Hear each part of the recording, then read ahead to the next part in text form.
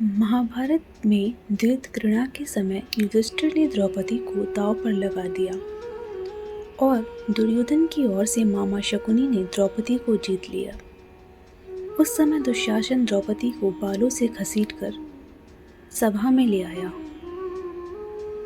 जब वहां द्रौपदी का अपमान हो रहा था, तब भीष्म पितामह, द्रोणाचार्य और विदुर जैसे न्यायकर्ता और महान लोग भी बैठे थे, लेकिन वहां मौजूद सभी बड़े दिग्गज मुंह झुकाए बैठे रह गए। द्रौपदी को घसीटकर लाया जा रहा था।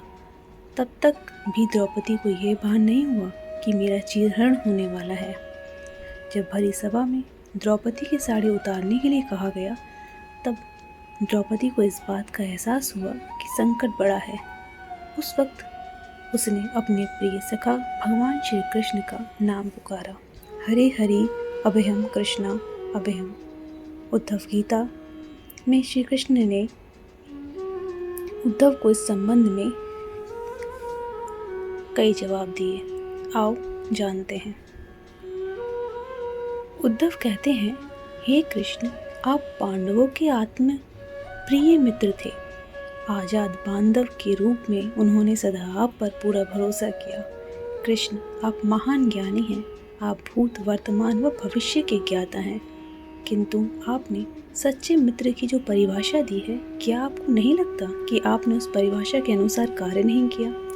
आपने धर्मराज युधिष्ठिर को जुआ खेलने से क्यों नहीं रोका?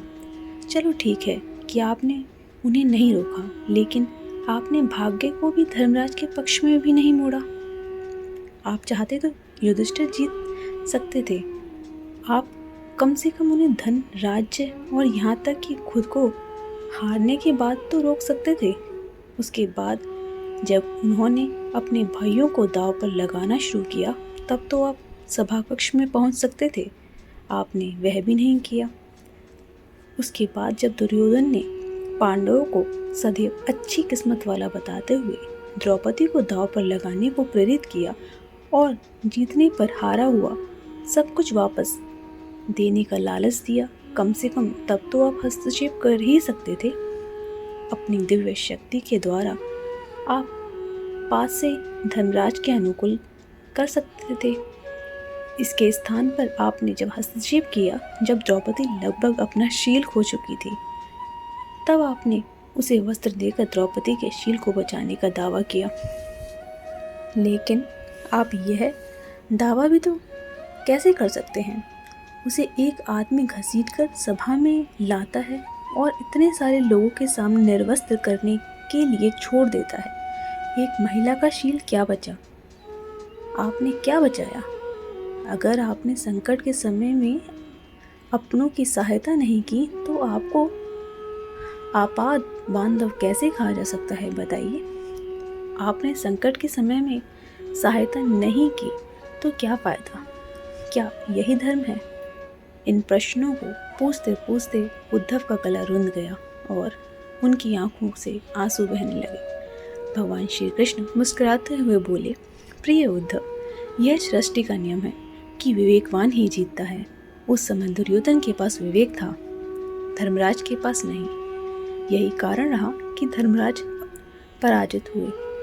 उद्धव को हैरान परेशान देखकर श्री कृष्ण जी आगे बोले, दुर्योधन के पास जुआ खेलने के लिए पैसा और धन तो बहुत था, लेकिन उसे पासों का खेल खेलना नहीं आता था। इसलिए उसने अपने मामा शकुनी का द्वैतकृष्णा के लिए उपयोग किया।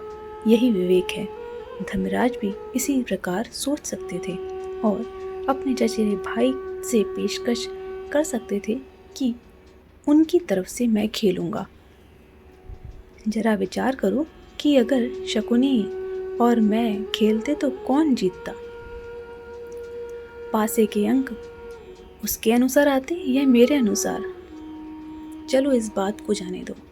उन्होंने मुझे खेल में शामिल नहीं किया, इस बात के लिए उन्हें क्षमा किया जा सकता है, लेकिन उन्होंने विवेक शून्यता से एक और बहुत बड़ी गलती की, और वो यह कि उन्होंने मुझसे प्रार्थना की कि मैं तब तक सभा कक्ष में ना आऊं जब तक मुझे बुलाया ना जाए, क्योंकि वे अपने दुर्भाग्य से खेल मुझसे छुपकर खेलना चाहते थे। वे नहीं चाहते थे मुझे मालूम पड़े कि वे जुआ खेल रहे हैं। इस प्रकार उन्होंने मुझे अपनी प्रार्थना से बांध दिया। मुझे सभा कक्ष में आने की अनुमति नहीं दी थी।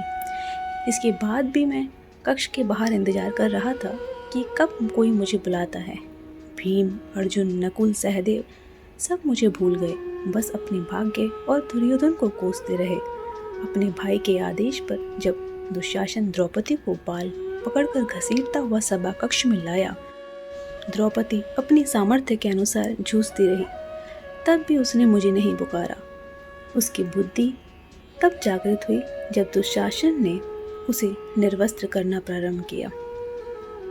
जब उसने स्वयं पर भरोसा छोड़कर हरि हरि अभयम कृष्णा अभयम की गुहार लगाई, तब मुझे उसके शील की रक्षा का अवसर मिला। जैसे ही मुझे पुकारा, मैं अविलंब पहुंच गया। अब इस स्थिति में मेरी गलती बताओ। उद्धव बोले, कान्हा, आपका स्पष्टीकरण प्रभावशाली अवश्य है, किंतु मुझे पूर्ण संतुष्टि नहीं हुई। क्या मैं एक और प्रश्न पूछ सकता हूँ? कृष्ण की अनुमति से उद्धव ने पूछा। इसका अर्थ यह हुआ कि आप तभी आओगे जब आपको बुलाया जाएगा। क्या संकट से घिरे अपने भक्त की मदद करने आप स्वतः नहीं आओगे? कृष्ण जी मुस्कुराए। उद्धव, इस सृष्टि में हर एक का जीवन उसके स्वयं के कर्मफल के आधार पर संचालित होता है। ना तो मैं उसे चलाता हूँ और ना ही इसमें कोई हस्तक्षेप करता हूँ। मैं केवल एक साक्षी हूँ। मैं सदैव तुम्हारे नज़दीक रहकर जो हो रहा है उसे देखता हूँ। यही ईश्वर का धर्म है। उल्हाना देते हुए उद्धव ने पूछा, वाह वाह, बहुत अच्छे कृष्ण। तो इसका अर्थ ये हुआ कि आप हमारे समीप खड़े रहकर हमारे सभी दुष्कर्मों का निरीक्षण करते रहेंगे। हम पाप पर पाप करते रहेंगे और आप हमें साक्षी बनकर देखते रहेंगे। आप क्या चाहते हैं कि हम भूल करते रहें, पाप की गठरी बांधते रहें और उसका फल भुगतते रहें? तब भगवान श्री कृष्ण बोले, उद्धव, तुम शब्दों के गहरे अर्थों को समझो। जब तुम समझकर अनुभव कर लोगे कि मैं तुम्हारे समीप साक्षी के रूप में हर पल हूँ, तो क्या तुम कुछ भी गलत या बुरा कर सकोगे? तुम निश्चित रूप से कुछ भी बुरा नहीं कर सकोगे। जब तुम यह भूल जाते हो और यह समझने लगते हो कि मुझसे छुपकर कुछ भी कर सकते हो, तभी तुम कठिनाइयों में फंसते हो। धर्मराज का अज्ञान यह था कि उसने माना कि वह मेरी जानकारी के बिना जुआ खेल सकता है।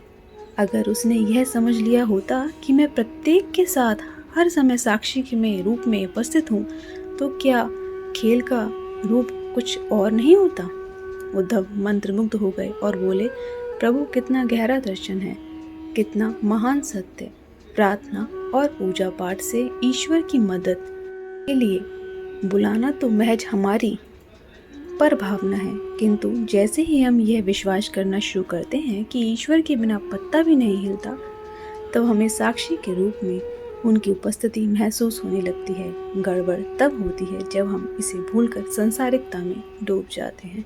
राधे राधे। जय श्री कृष्ण।